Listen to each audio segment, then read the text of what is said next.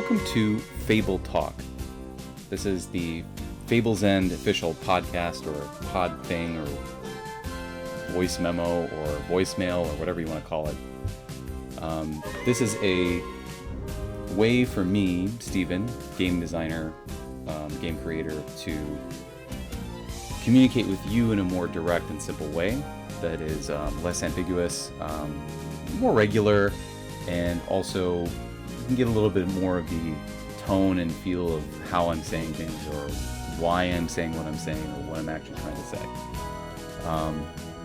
This is done in a little bit of response to Discord. I think the last Kickstarter update I did was I just didn't communicate very well that the subject of that update was about how it took months and months and months to get through all these different updates and all these different little tweaks. And I realized after I had after I had written that wasn't really clear in the writing, that this wasn't a thing that it's like, you know, we spent the last 3 weeks trying to do all this stuff and it was like all saved for the end. It was like, this is stuff that popped up over the past 6 months. And each time it popped up, it had delayed the project by, you know, a little while. Oh my God. Okay. And each time one of those small issues popped up, it ended up delaying our project because we kept using this reasoning that, oh, this is something that's probably going to be a problem later on, and it's not really that big of a deal, but we haven't manufactured yet, so let's take care of it now. And the take care of it now portion became like 1 or 2 weeks. Sometimes it took about a month for us to figure it out because you just have to let these things settle and let them gestate for a little while before you understand exactly what the antidote is to the problem. So I wanted to address that first so that everybody understood that, like, hey, I'm sorry, like I'm doing my best to try to communicate to everybody, and I'm going to get it wrong sometimes. And you know, part of the purpose of this whole audio thing is so that I can keep you updated in a more regular way, so I don't have to do these like long form info dumps where I'm explaining what the past 6 months has been for Fable's End. I think it's going to be beneficial for you and beneficial for me as well. So in our first episode of Fable Talk, there are many things I can talk about. And I'm going to talk about none of them. No, I'm just kidding. I will talk about whatever makes the most sense to talk about in this moment. And I think I might just pick up on where the game is currently and where we are with our manufacturing, where we are with our design, where we are with any specific thing, because it's been a long time since I've released a YouTube video, and YouTube is, well, I'll take a sidestep into that first. So one of the reasons why I'm choosing to do this as audio instead of YouTube is because audio is significantly easier to produce on my end, and it's easier to edit as well. Video requires a lot of setup. I'm looking around my room. You can't see me because, you know, this isn't a video, this is audio. I'm looking around in the office that I do all of my work from and all the recording from, and it is not at all set up for the video that I have been doing in the past, where I had the trees in the background and I was wearing like my whole getup and I had a mic and a camera set up. That setup takes a long time, and I can't record during the day because the light in this room is horrible, so I always have to do it at night. And that isn't always viable because, you know, I may have to cook dinner. I may get home from work. It might be 11 p.m. before I can start recording. My downstairs neighbors have a baby. It's hard to get it done in the way that I'd like to get it done. So we're moving to this format currently, and hopefully that will kind of expedite this process so that we're not delaying all these updates because every time I want to do an update, I want to do it in this elaborate way that requires me to put in 5 extra hours. I can just record for 20 minutes and give you all a pretty like succinct description of what's going on. So that being said, here's where we're at as a game. the goods, we'll do it in kind of categories. I'll do it by, what is not great, what is going really well, and what we have to look forward to. The not great part about it is that we are stuck with our manufacturing at the moment.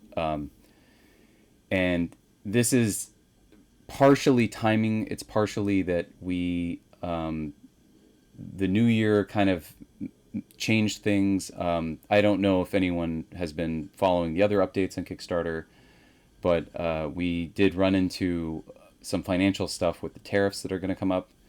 That has been solved, but there's also a lot of there's a big asterisk by that solved part.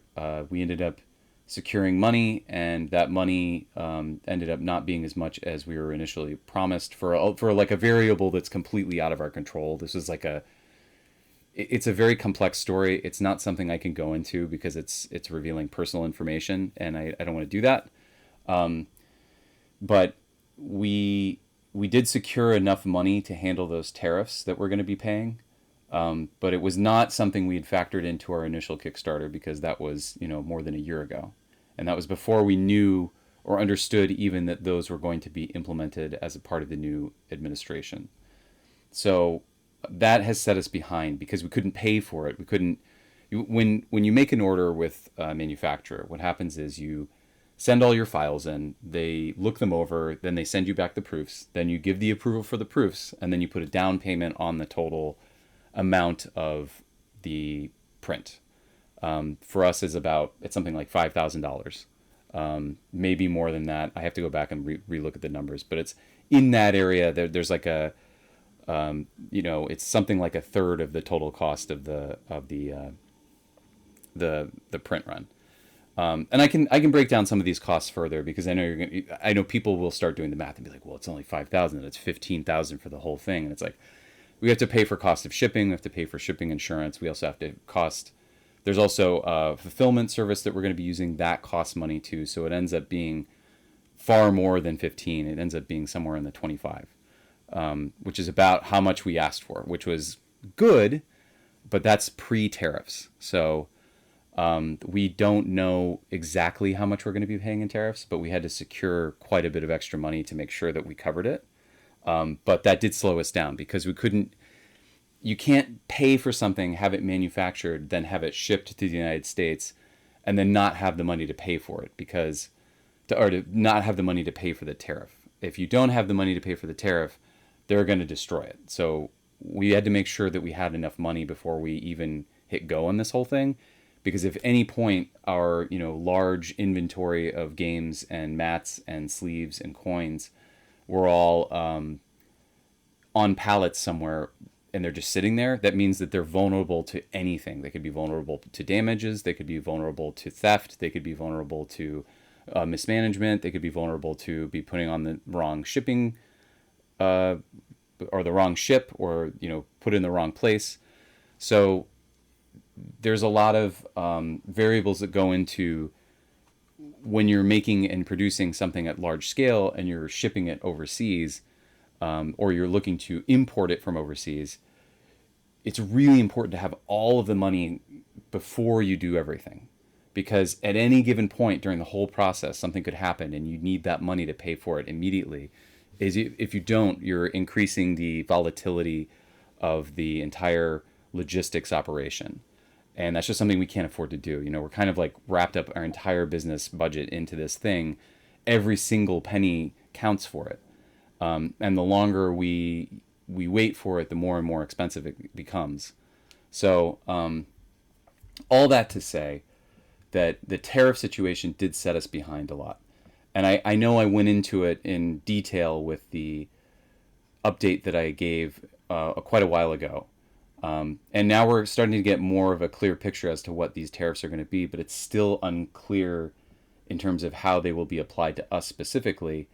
It could be that the tariffs are not on a blanket tariff that's set on every Chinese import. It could be just specific Chinese imports that get a 65 or higher percentage tariff. And we're not sure where that percentage is going to land for us. But we have to make sure that we had enough money to cover what was potentially proposed and then some. So that took a while to procure that money. It was basically getting a line of credit for our business, and that takes time.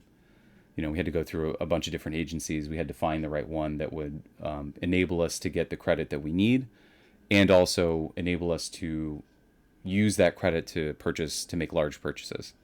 We don't. I mean, I'm not going to go into the full like accounting books or whatever. I just want to give everyone kind of a gist of as to how that works, so that people understand what it means when we were talking about these things, and also so that you understand that we're not just sitting around twiddling our thumbs, right? Like, I think it's possible that when you are waiting for a Kickstarter project, waiting for something to be manufactured, waiting for specifically a board game, and there's the communication is here and there. It's when it comes, it's helpful. When it's not there, there's a lot of speculation.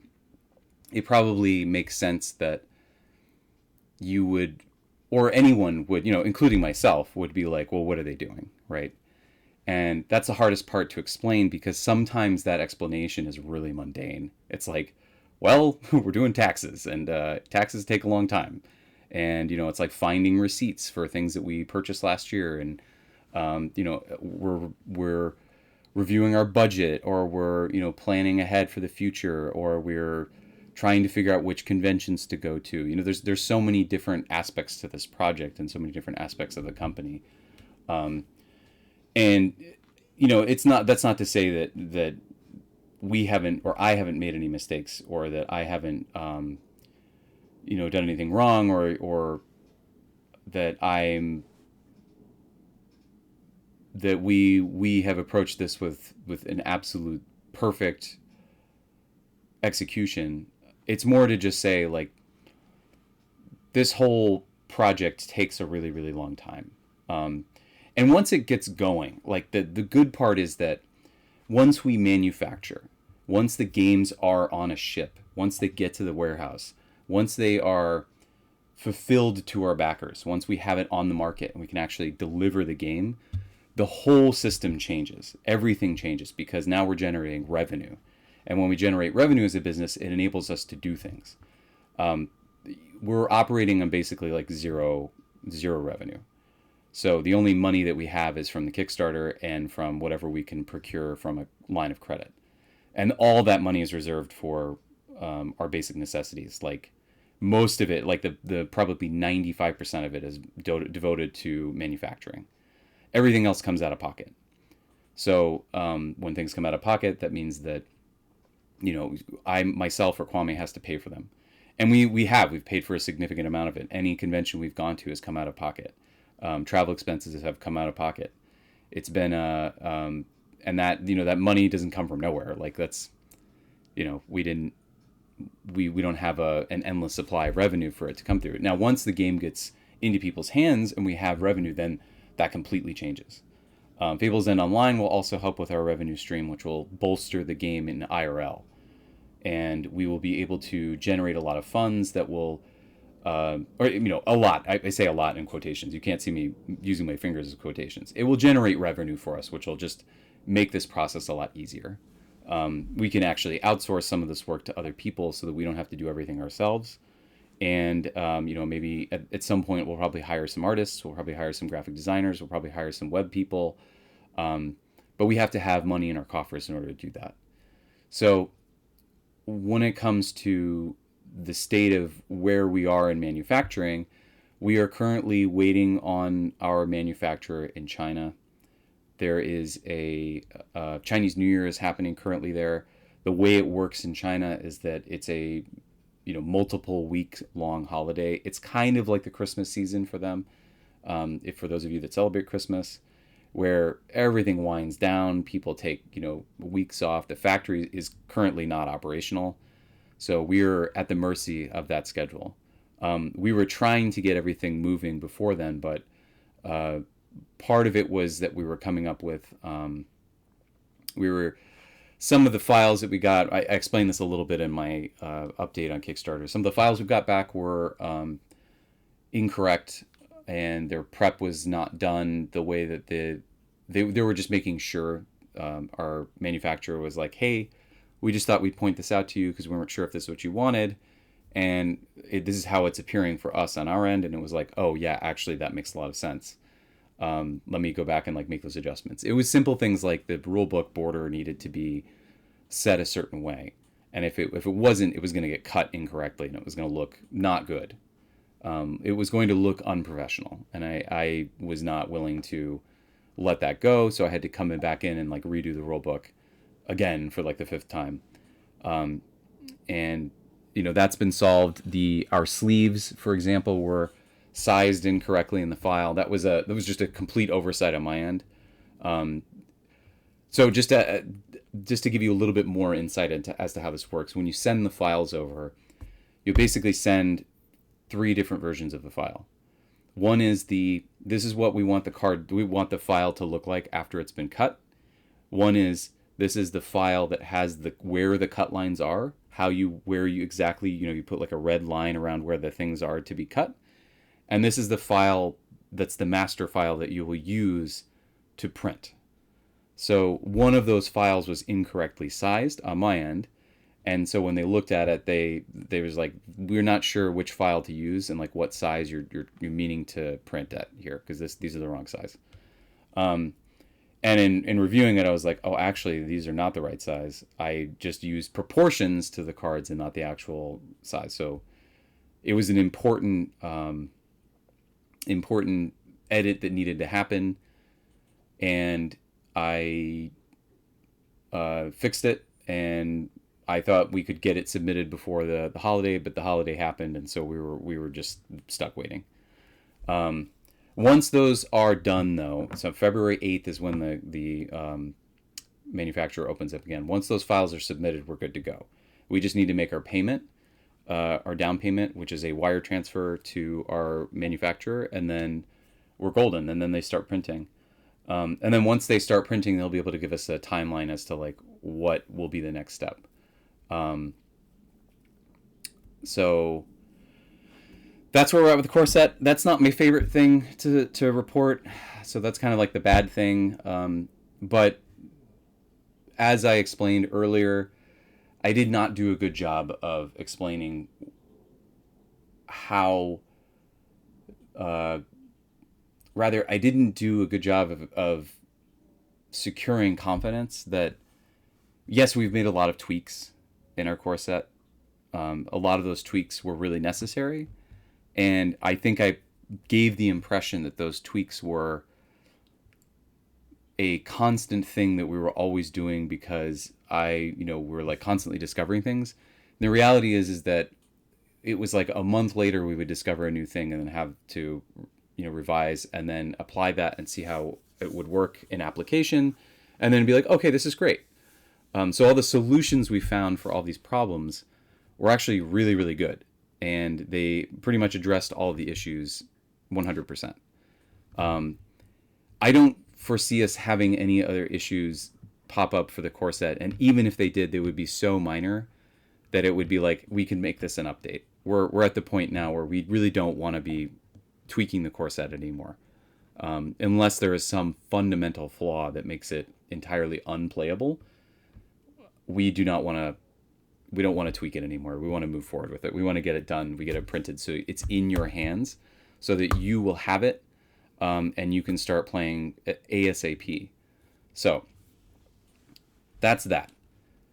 Now we'll move on to the good thing and then the future. So the good thing is that we are currently developing we're basically 4 expansions in on playtesting.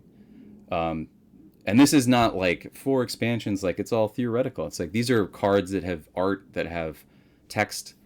3 of these expansions are like 95% done. The 4th expansion is probably like 75% done. And we're starting to dip into this. That's what I call phase 1. So those first 4 expansions are phase 1. We're starting to dip into phase 2 to see kind of like where the design space is. We have a big plan for it. I will review that plan as soon as we start getting into expansions, as soon as we start previewing things.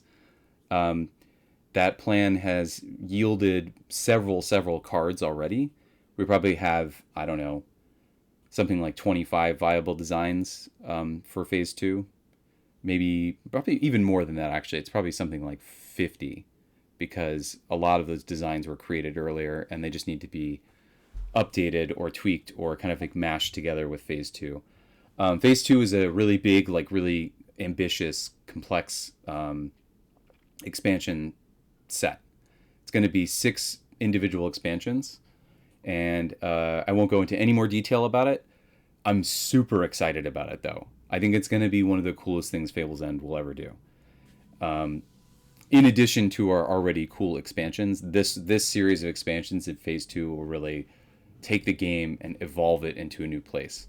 And also kind of cement it as its own identity in the trading card game space. I don't think anyone's going to be doing expansions exactly the way we're going to be doing them. Even other games that are like LCGs. So that's really cool. And that's what we're doing right now. We are also working on Fable's End Online. That has gotten a pretty big, not a significant makeover, but it's going to get a like decent makeover that will bring it up to a little bit more towards the standards that we want it at. Currently, the matchmaking system in Fable's End Online is giving us some problems, and it's going to take some time to solve. But it's this sort of like back end stuff that's going to make the game smooth as butter. It will run pretty much uninterrupted. The connection speed will be extraordinarily fast. Chris, our programmer, who I'm going to use his name, and Chris, I mean, I don't know, I'm not like doxing him or anything. He is working currently to iron out all of our matchmaking connections. He's also like an expert in an area that's way beyond my pay grade, so I don't fully understand all of it. All that I know is that it is the back end of the server stuff that it connects a person from one person to a person. I'm sure there are dozens of people in our Discord and fans that can run circles around me talking about this stuff. But the point is that once that matchmaker gets solved, then we will have a matchmaking service that will be lightning fast. So players will be able to get in, quick match, and as long as there's another player there, they should connect very quickly. And while they're connected, there shouldn't be any lag, which we haven't really experienced. And we've experimented playing, we're in New York City. We've played people in North Carolina. We've played people in Florida. We've played people in Spain, and it's all worked perfectly well. So we're in really good shape for a very snappy, very delay-free online game. Okay, now for the future. The future of Fable's End is we have a multi-year model for our expansions. I touched on it earlier. We just talked about phase 1, phase 2. So currently there are 3 phases to our expansions. Phase 1 is 4 expansions. Phase 2 is 6 expansions. And phase 3 is a series of 6 expansions that are larger than the other expansions. Phase 3 is the one where the game really is hitting its stride. Phase 3 is where everything cool, the most exciting stuff is happening. We can't really jump into phase 3 from where we are right now because the complexity threshold is too high. It also introduces a lot of new concepts to the game that are like, we need to lead players into this rather than just like dropping this bomb on everybody and being like, hey, we're completely reinventing Fable's End. We're not going to completely reinvent Fable's End, but the phase 3 will be very, very cool. I'm super, super excited about it. And you will be too when you see it. When we get there, it'll be the thing that everyone will want to play Fable's End for. In addition to what's already good about the game, but we're working our way up to it because there's a lot of growing pains when you're doing expansions for games. And we're kind of starting small and like dipping our toes in, and then we're going to like wade out. The first expansion is us just like, here are some cards that we know work that we have designed from the past. And we put them in a bundle and we added some new designs to it. and it's a nice little bundle, and it has some really, really cool cards in it that are really fun, that really change up the meta of the game. The next expansion after that introduces a new kingdom, and so does the next one after that, their final kingdom. And then the Phase 4 expansion is a themed expansion that has cards for every kingdom. That's all 6. And that one really starts to bring in some of the coolest ideas in the game, and that one's going to be a lot of fun too. They're all good for different reasons. The theming of Phase 3 is where, to me, the game is going to be the most exciting, and I'm really looking forward to it. I'm really proud of everything we've made so far, and I'm really, really stoked about what the future holds for us. The thing that I want to emphasize is Fable's End is a game that will live or die by its content. And if we don't have enough content, we will become obscure. And so I have put a lot of my time recently into developing that content. And it's not just like us throwing cards out there. It's like, this is quality, very well considered, well designed content that we've put through the grinder that will give you an experience of playing Fable's End that will feel fresh every time you put these cards into your deck. You'll be like, oh, this is a card that does something that nothing else in the game does. And we're pretty committed to that experience for players, to say that whenever players buy new cards, they're not just buying like, oh, it's like Dorchin Siblings, but it's this, right? If it is like Dorchin Siblings, it's going to have some other thing that's attached to it, or it's going to be in a different kingdom that makes it feel differently with how it interacts with an alliance build, with other cards, with what it can pair with what it synergizes with. So I know that for the future, for future content, for future cards, the cards that we've designed will do things you have not seen Fable's End do before. And they will be cards that will feel unique to whatever build you put them in. Cards like our Kickstarter Kickstarter stretch goal cards, like Porridge Thief, Echo Captor, those are like the very, very tip of the iceberg. Those are cards that also go in a different direction than the core set, but they are just the tip of the iceberg. It gets better and better and better and better and better. So I'm super stoked about that. And I really hope that all of you that are listening can join us on that journey, because I think it's going to be really, really rewarding for you. And I just want to have more people play, because one of my favorite things in the world is to sit down and play like a full game of Fable's End where everybody knows what they're doing and everyone's bringing their own deck. It's an amazing experience.